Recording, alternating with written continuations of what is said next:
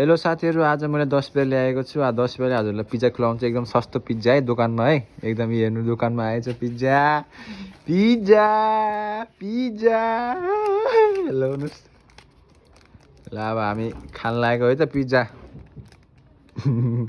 यो दोकान हो, नामै छैन दोकानको, सरी ल है। अब खोलेर देखाउँछु है त ल।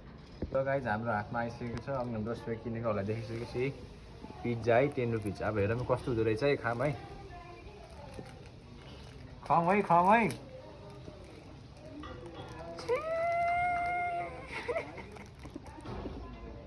ए राम्रो रहेछ। यताबाटदेखि नराम्रो लागेको।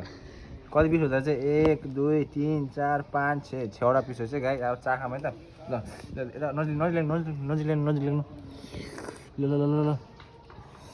यसले 1 बाइटमै 1 बाइट होल पिज्जा 1 बाइट ल। राम्रो खायो, राम्रो खायो।